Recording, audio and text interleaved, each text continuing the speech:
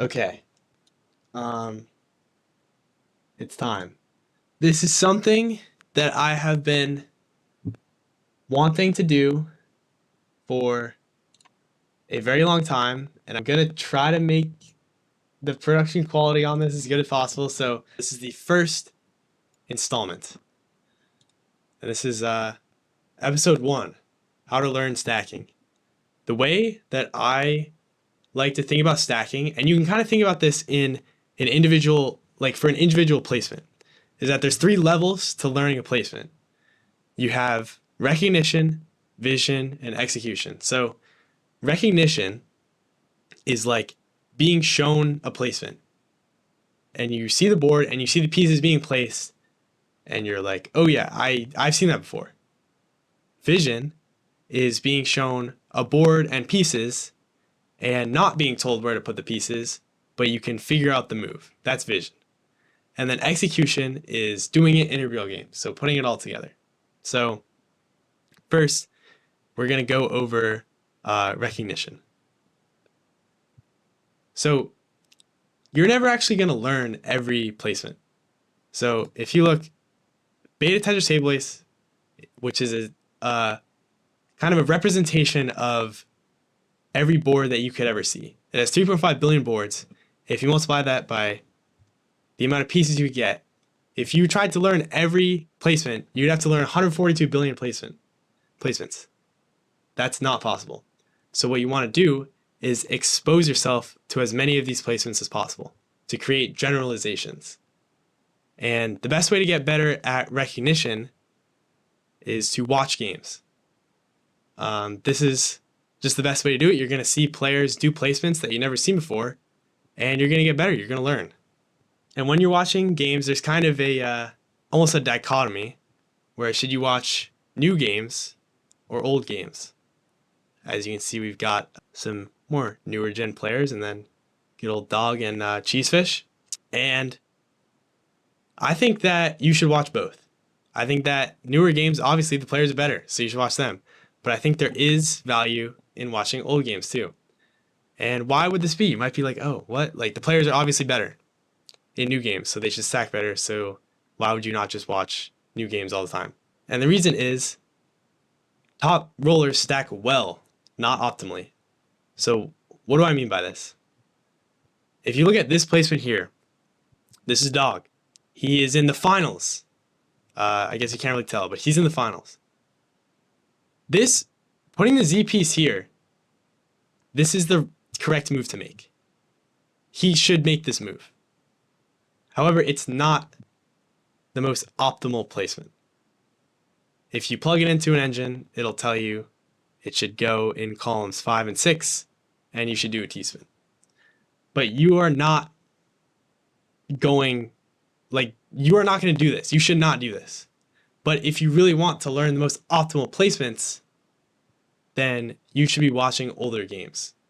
There's plenty of examples of players going for crazy stuff in older games that you don't go for in more modern games because the players are so good that it's just not worth it, and you should just play the safe move. So what games should you watch? You should watch new games to learn basic stacking and old games to learn more advanced concepts. And there will be future, I'll go over this in the future about like what games you should be watching and some players that I recommend. And when you're watching games, this takes time, guys. Like you're not going to learn new placements easily. It's going to take a lot of time. Like you can't learn new placements overnight. So you're going to have to kind of sit with it, and it's going to be not a grind, but it's going to be like time. But if you are like enjoy the game, then it shouldn't be a problem. Like just watching hype CTM matches it's not boring. So if you're finding like it's boring, then you should watch some more interesting matches because it should be fun. So that's pretty much recognition. That's how to get all of the placements kind of into your brain in some level where it's like, okay, I've seen this before. Now I can kind of move on to the next thing. Or it's going to be vision. So it's going to be how do you see the placement on your own without someone else doing it for you? And the answer is puzzles, guys. Puzzles are severely underrated, I would say. Um, you have, good old Nessus.org, Tetris Trainer, and then my Tetris Brainer, which maybe I'll throw an image on there in the future. Um, this is going to be the way that you get vision because you can sit with it for a while. And this is the biggest thing. If a puzzle is not obvious, you should be spending significant time on it. Like, you need to be sitting there and going through every move in your head and like thinking about, okay, is it J, L, like what board accommodates what piece is better? This is how you get better. You can't get better by clicking through puzzles, like spending 5 seconds per puzzle. It's just not going to happen. You have to spend significant time with it, with each puzzle. And you need to be learning generalizations, not individual placements. So it's easy to be like, okay, if I see that board, like, or something very similar, and those pieces, I know that move. But you need to be you need to work to integrate it into your, like, stacking brain. You can't just memorize the boards, right? Like, we talked about this. There's 142 billion boards and placements that you can memorize. So you need to be working to generalize the things that you're seeing. And one thing with puzzles, I'm going to pick on one person in particular. You do not need to overdo it. Okay, you don't need to be grinding puzzles like Hepta here at 9,500 ELO. Obviously, if you enjoy it, yes, do puzzles. But if you want to get better at stacking, then you do not need to do this. And I will say 20 puzzles per day is going to be, I think, the sweet spot.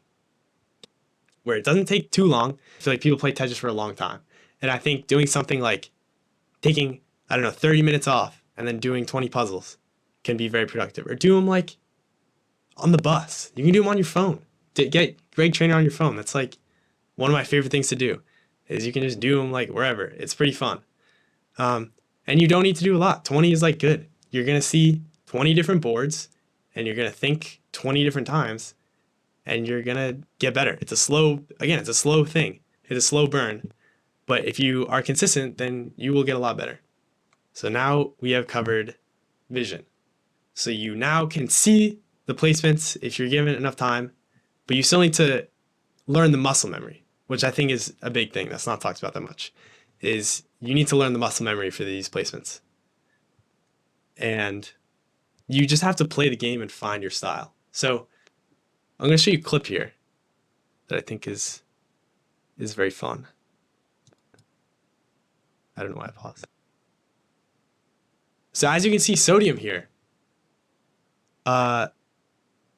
he messed up the adjustment. And he ended up with the worst board. So what am I trying to say here? There should be a period of time where you're like going for adjustments and placements that you wouldn't normally go for and that are worse. So there should be kind of a period of time where people are like, what is this person doing? Why are they doing these adjustments? They're stacking worse. And this is necessary to find your style. You need to figure out the way you want to play, and you need to be learning these placements and learning the muscle memory like by grinding it, basically. And like, say there's an adjustment that is good 1/10 of the time, but if you only do it that 1/10 of the time, it's going to take you 10 times longer to learn the muscle memory for that adjustment, right? But if you do it every time, you'll learn it 10 times faster. And then you'll have like familiarity with the situations in which it's good or not. So there should be a point where you're going for everything.